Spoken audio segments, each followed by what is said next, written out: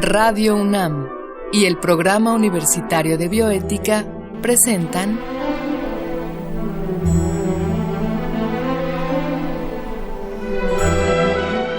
El Árbol de las Ideas.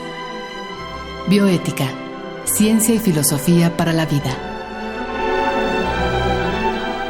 Con Paulina Rivero Weber.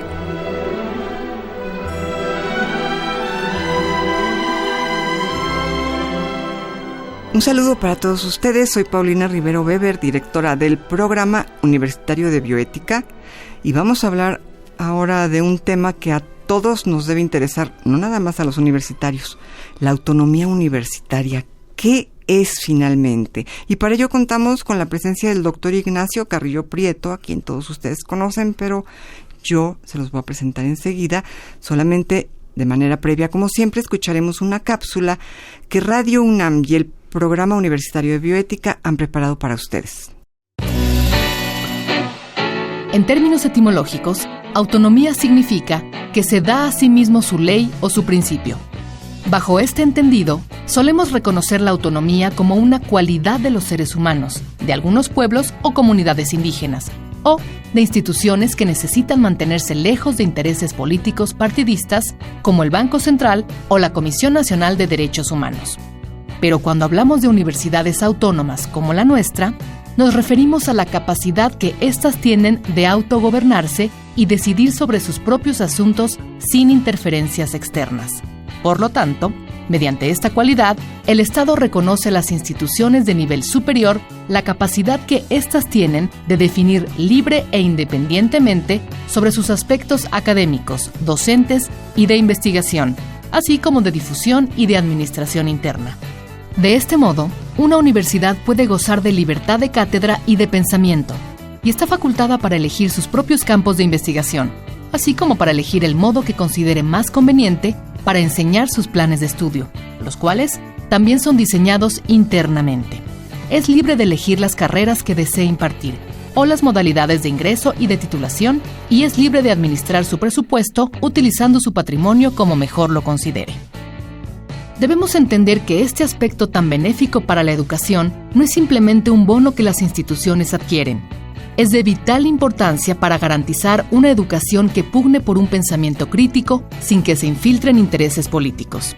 Es decir, para evitar una educación manipulada por el gobierno en la cual docentes administrativos y sobre todo alumnos hagan escuchar su voz en la toma de decisiones de la universidad. Llegar a la autonomía universitaria comenzó con una pugna tan antigua como las mismas universidades. Cuando éstas comenzaron a surgir en Europa, aparecieron las corporaciones de estudiantes en Bolonia y las corporaciones de maestros en París, pues ya desde entonces sabían que no podrían convertirse en centros de actividad intelectual si el gobierno era quien tomaba las decisiones administrativas. Pero el antecedente histórico más inmediato de la autonomía, como la reconocemos en la actualidad, proviene de la Reforma Universitaria de Córdoba, Argentina, de 1918, cuando después de una intensa movilización, los estudiantes cordobeses lograron plasmar en ella los principios de la participación estudiantil en los órganos de gobierno, así como la libertad de cátedra, el apoyo a nuevas ideas de carácter científico y, por supuesto, la autonomía institucional. El año pasado, nuestra universidad cumplió sus primeras 9 décadas de autonomía, la cual conquistó después de una huelga estudiantil motivada en un inicio por estudiantes de Derecho y de la Escuela Nacional Preparatoria, que demandaban mayor participación de los estudiantes en los órganos de la universidad. Después de varios enfrentamientos con la policía y el gobierno, Emilio Portes Gil, que en aquellos días era el presidente provisional de nuestro país, concedió la autonomía de la universidad, la cual se publicó el 10 de julio de 1929 con la promulgación de la Ley Orgánica de la Universidad Nacional de México. Nuestro deber, como personas que alguna vez recibimos los beneficios de la universidad, es defender su autonomía para evitar que la educación sea controlada por los intereses personales de cualquier funcionario de gobierno. Pues una universidad solo es digna de tal nombre si es autónoma, pública, laica y gratuita.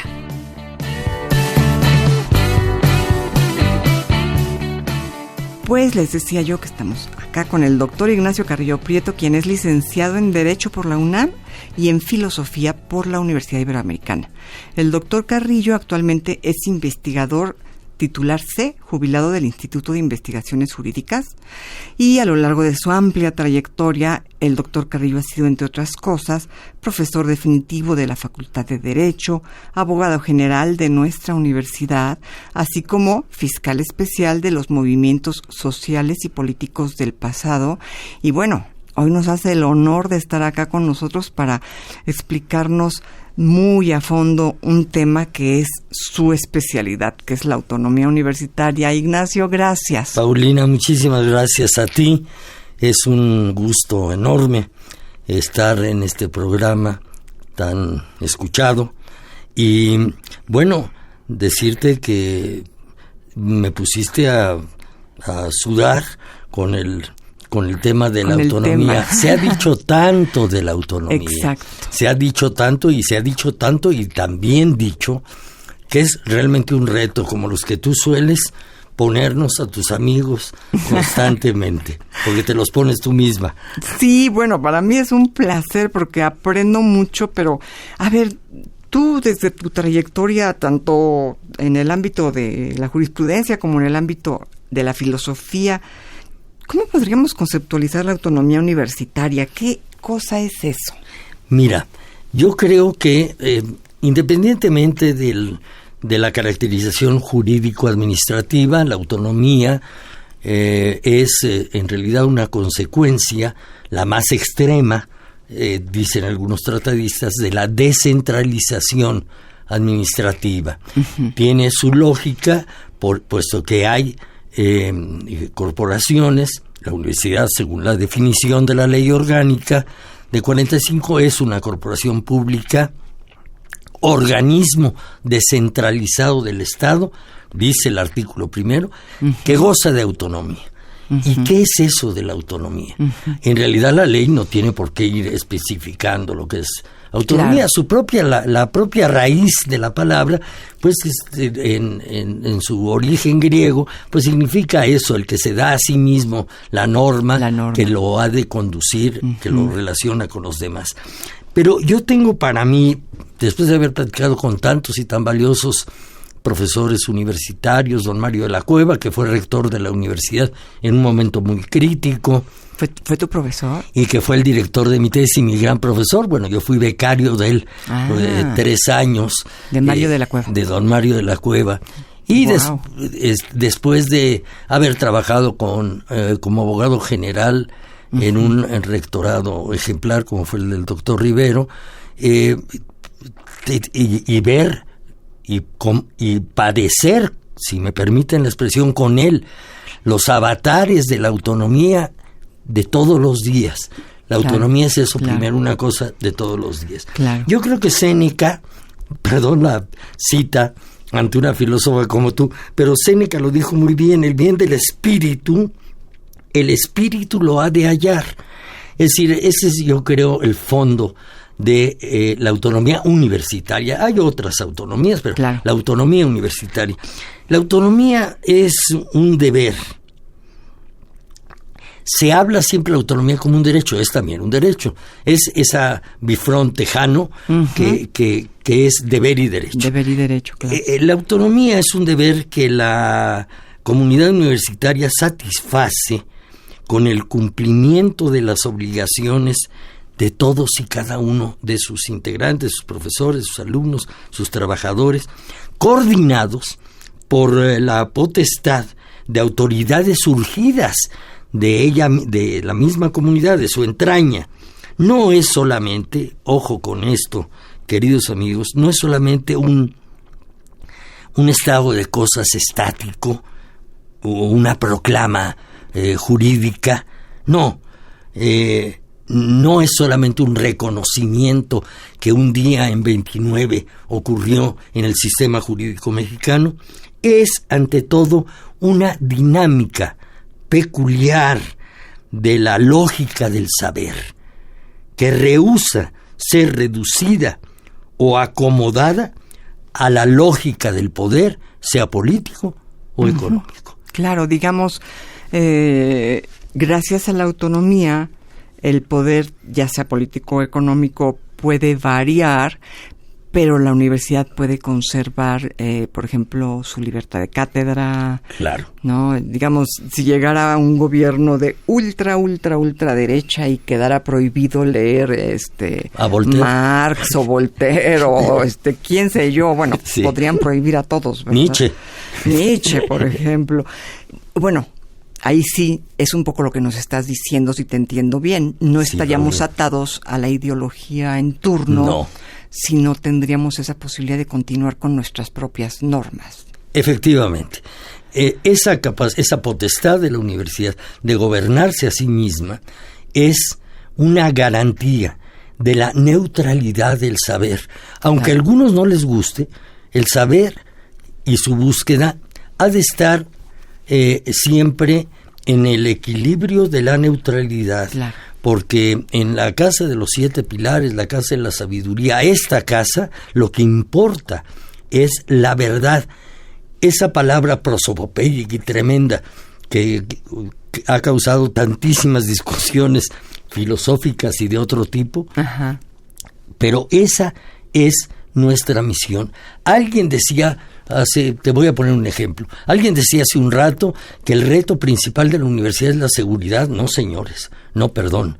Es un asunto importantísimo, pero los retos de la universidad son, y los más importantes, son por definición académicos, son la manera de perfeccionar el conocimiento, transmitirlo y de crearlo, renovarlo, innovarlo, difundirlo con la mayor amplitud posible, que es una tarea que tú cumples en este programa.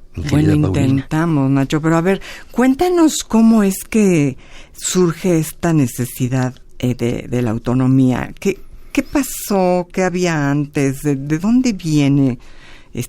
¿Cuáles son las raíces, digamos, del 29, no? Perfecto. Mira, lo que yo tengo más o menos establecido o claro es que desde la ley fundacional, la ley del maestro Justo Sierra, la ley de 10, la reinstauración, como dicen algunos, o la inauguración de una universidad nacional,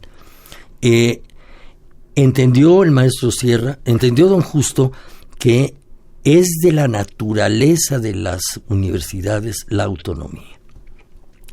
Esta es una idea que es importante, este es un dato que es importante retener. No, la autonomía no nos la concedieron. La autonomía la ganamos los universitarios e hicimos lo necesario prudentemente para que se reconociera por el orden legal mexicano, por el orden jurídico mexicano.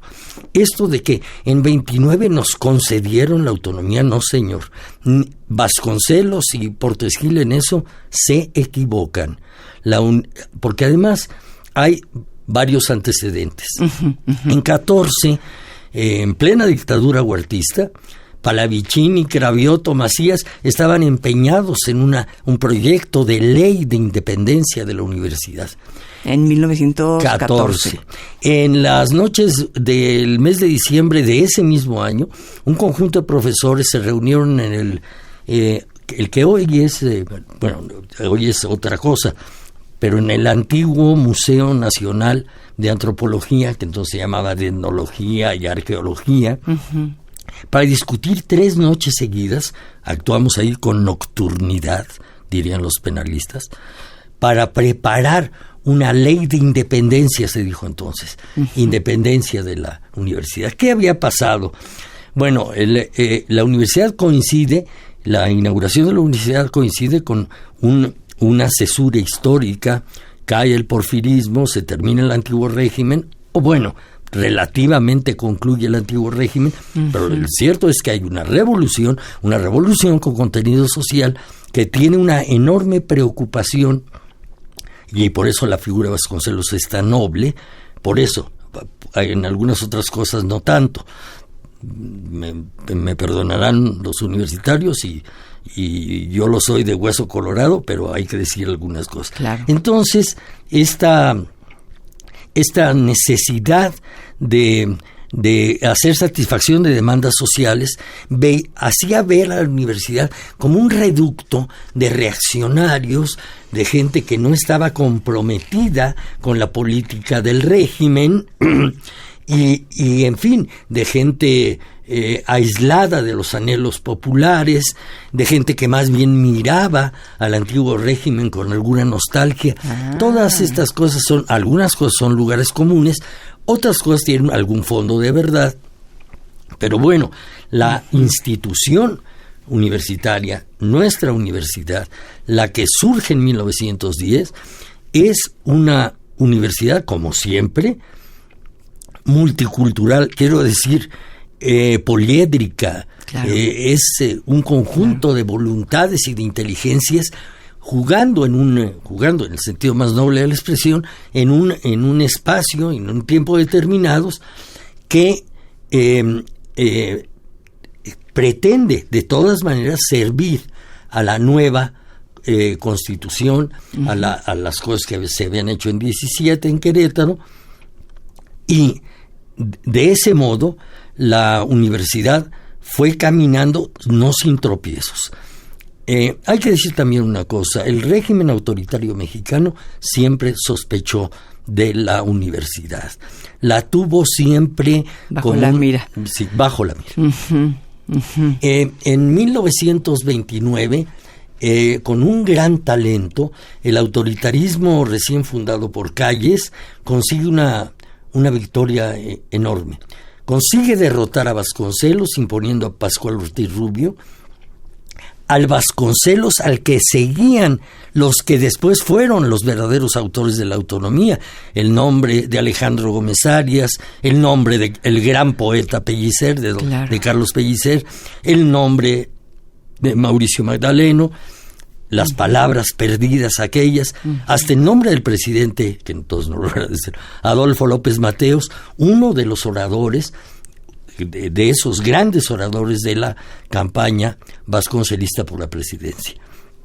Logró atajar esa victoria y robarle a Vasconcelos la presidencia, logró terminar con la guerra cristera y conceder la autonomía, como decían ellos, es decir, reconocer la autonomía en la letra de la ley para que las huestes vasconcelistas, las más selectas, las universitarias, tuvieran un espacio para acordar, para pactar alguna tregua en un momento enormemente complicado de la vida nacional, en una encrucijada de la vida de la nación.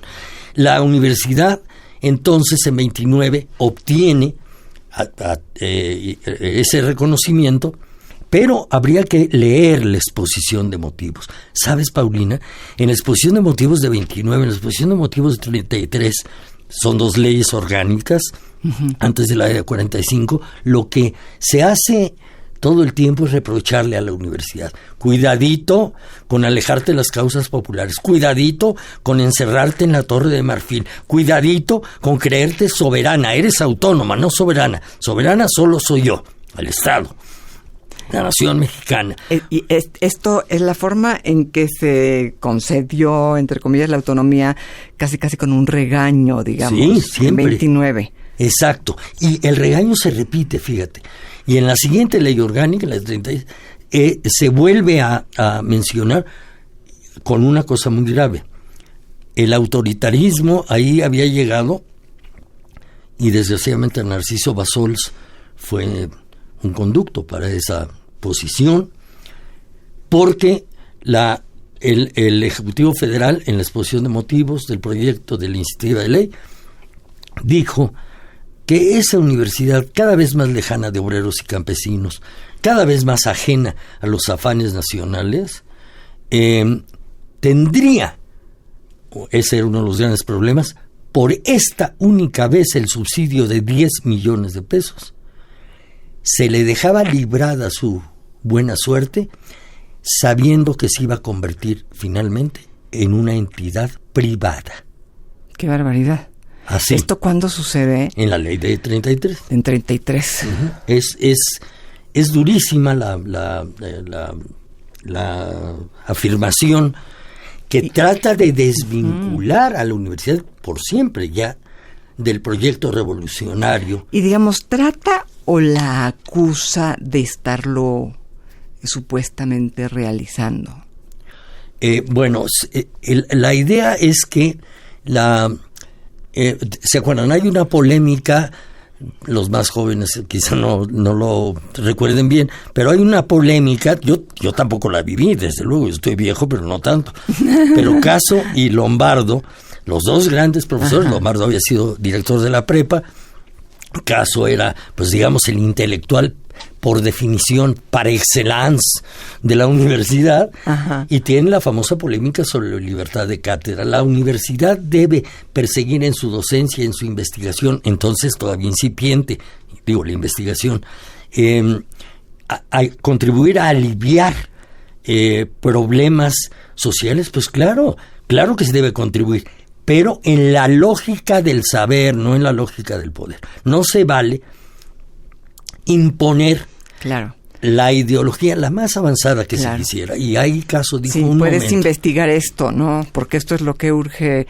Es un poco, Eduardo Nicol insistía en eso. Sin libertad no hay posibilidad ni de filosofar ni de hacer ciencia, porque pues ante un tema que te imponen, que no te interesa, pues ¿qué puedes investigar? ¿No? Claro. Hay una anécdota en estos vaivenes, en la laberíntica historia de la autonomía que vale la pena recordar. Es una anécdota, Paulina, fíjate, me llega a través de mi familia, de mi abuelo paterno. Mi abuelo paterno, Jorge Prieto Laurens, fundó la Confederación de Estudiantes Universitarios, fue maderista, se opuso a la dictadura de Huerta, estuvieron a punto de fusilarlo, fue constitucionalista con don Venustiano y fue presidente municipal de la Ciudad de México, gobernador de San Luis Potosí, pero fue un gran líder, un líder parlamentario extraordinario, un líder social. Dice Martín Luis Guzmán en La sombra del caudillo, la espléndida novela mexicana, que Jorge Prieto, es decir, Emilio Olivier, es el nombre del personaje en la novela, era el más grande. En La sombra del caudillo, Emilio Olivier es Jorge Prieto Laurens. Jorge Prieto, tu abuelo. Mi abuelo. Y entonces, ese abuelo, me contó lo siguiente: fíjese, hijo, nos hablaba de usted, fíjese, hijo, cuando estábamos chamacos, cuando estábamos jóvenes, estábamos en la universidad, yo en la Facultad de Derecho, decía él, se nos ocurrió que no era posible seguir tolerando intromisiones en nombramientos de profesores, en asignación de recursos según le gustara al régimen, y elevamos un memorial a la Cámara de Diputados en nuestra calidad de líderes estudiantiles. Elevar un memorial. Que me imagino que quiere decir llevar una propuesta. Llevar un documento, pero ahí están los términos pomposos, prosopopélicos de la época. Elevar un memorial a la Cámara de Diputados para conceder la autonomía. Desde luego, la Cámara de Diputados les dijo, chicos, ¿por qué no van a comprar unas paletas? ¿Y por qué no se van un ratito? ¿De qué año estamos hablando? Estamos hablando de 1918. 18. Sí, estamos hablando todavía muy, muy y siendo temprano. Ellos estudiantes. Pero mi abuelo tuvo la fortuna de tener un gran éxito político porque se opuso mediante una visión del mundo, la visión cooperativista, una visión que tenía raíces católicas, pero también raíces prudonianas, raíces socialistas. Claro. Y el Partido Cooperativista arrasó en las elecciones, consiguió la presidencia de la Ciudad de México y tiempo después era el líder indiscutido de la Cámara de Diputados, el líder de la mayoría en diputados, en senadores, la mitad de los gobernadores. Ese muchachito que había llevado la propuesta de la autonomía siendo muy jovencito, llega a ser el líder. El líder. Y entonces el líder habla con los muchachos de la Facultad de Derecho. Dice, muchachos, ¿por qué no hacen lo mismo? ¿Qué? Lo que hicimos nosotros. Eleven un memorial a la Cámara de Diputados. Y les garantizo ¿Qué pasa? Y efectivamente, elevaron el memorial. Prieto Lawrence hizo lo necesario para que, pues en fin, eran muchachos universitarios, jóvenes universitarios, de todas maneras sus compañeros diputados, para que eso tuviera una realidad legislativa. Se votó en diputados, se votó en senadores, en 23, estamos hablando de 1923, una ley de autonomía de la universidad, y faltaba el refrendo y promulgación del presidente, la promulgación y publicación, obligación constitucional a cargo del presidente de la República, claro. Entonces y ahora. El documento se tramitó llevándolo al secretario de Educación Pública, que era José Vasconcelos. Nadie se explica por qué Vasconcelos lo guardó en un cajón. Renunció a la secretaría y Gastelum, Bernardo Gastelum, que era el secretario que lo siguió, sencillamente lo mandó a archivar en el más oscuro agujero de la nueva secretaría. Vasconcelos en 1923 tiene la posibilidad de impulsar la autonomía pedida, por debajo de la mesa desde la Cámara de Diputados a los estudiantes, y en lugar de impulsarla, la guarda. La congela. Es decir, nunca se le presenta a Obregón. Oye, esto no se sabe mucho. No se sabe mucho. Qué interesante. Digamos que guardó la autonomía para el ratito. Para el ratito, sí. No le convenía, no quería a Prieto Lawrence, a mi abuelo lo trata mal en la autobiografía, pero bueno, eso es lo de menos. Vasconcelos es digno de todo elogio, pero también, precisamente por ser de esa altura y de esa densidad, requiere ser estudiado a fondo. Claro. Pues, querido Ignacio, muchísimas gracias. Ha sido Paulina, un placer platicar contigo, como siempre lo es. Eres muy linda. Muchas gracias a ti. Y bueno, pues gracias a ustedes por habernos escuchado, y gracias a Marco Lubián por la producción, y en controles técnicos, como siempre, gracias a Susana Trejo.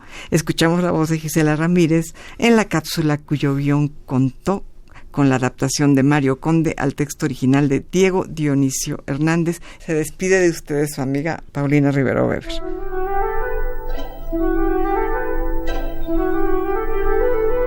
Radio UNAM y el Programa Universitario de Bioética presentaron